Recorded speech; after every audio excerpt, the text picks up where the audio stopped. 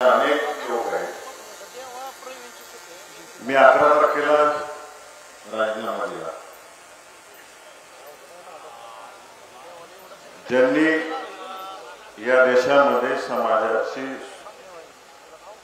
सुधारण्याची क्रांती घडवली त्या दिवशी महात्मा फुलेंची जयंती होती.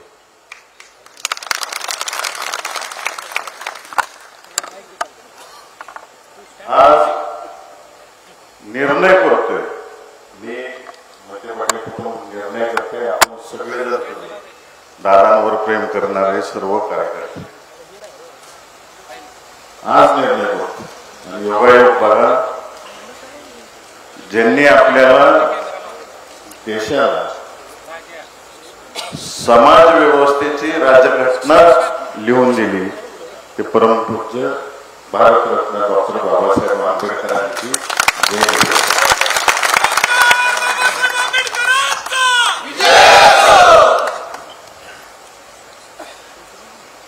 म्हणजे हे सगळे योगायोग होत चाललेले. आणि आवर्जून सगळ्यांना सांगायचं की सरकारमर्शी शंकरराव मोहिते पाटील साहेबांनी कधी कोणताही निर्णय करायचा झाला तर जनतेला कार्यकर्त्यांना विश्वासात घेतल्याशिवाय निर्णय केलेला नाही.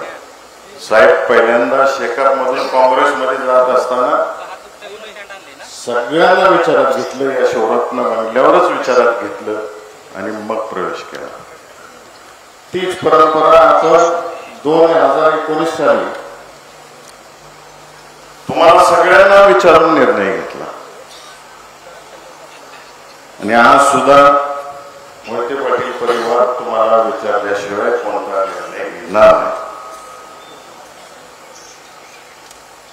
2019 साली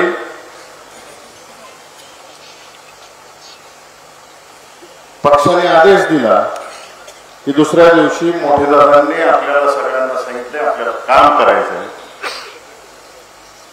तुम्ही काही प्रश्न विचारला नाही आणि आपण एका उमेदवाराला निवडून दिलं.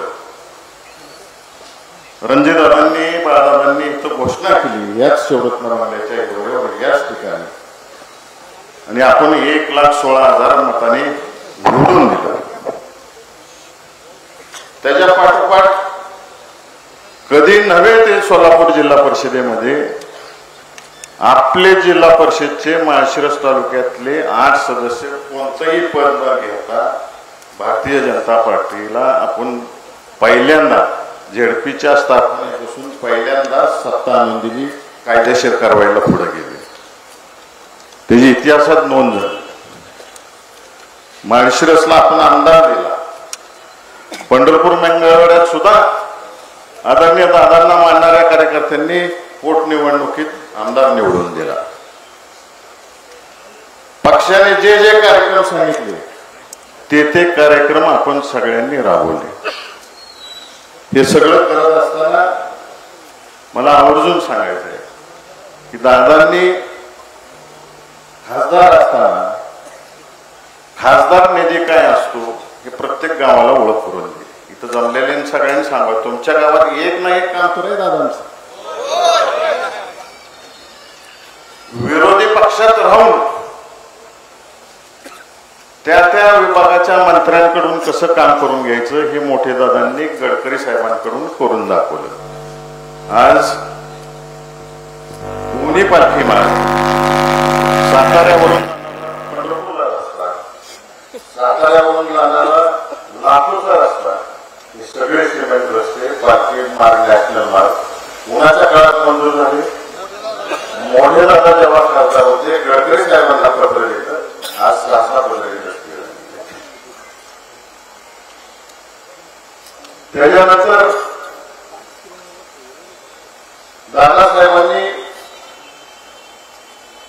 सरकार मशीनच्या जयंतीला शतक महोत्सवी जयंतीला विजयसिंह मोहिते पाटील क्रीडा संकुलावरती आदरणीय रणजितदादांनी ब्रिटिश काळापासून प्रलंबित असलेली लोणंद पंढरपूर रेल्वेची मागणी केली.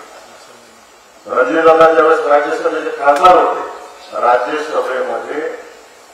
राज्यसभेच्या कामकाजात ममता बॅनर्जी त्या काळच्या रेल्वे मंत्री होत्या, त्यावेळेस मागणी केली.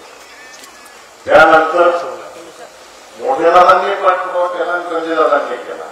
साहेब योगायोगाने त्यावेळेस सरकार नशीच्या जयंतीला आचारसंहिता लागू झाली म्हणून सुरेश प्रभू साहेबांनी त्यावेळेस घोषणा केली नाही, परंतु त्या मात्र सांगितलं नाही की आम्ही त्याचा नक्कीच विचार करू.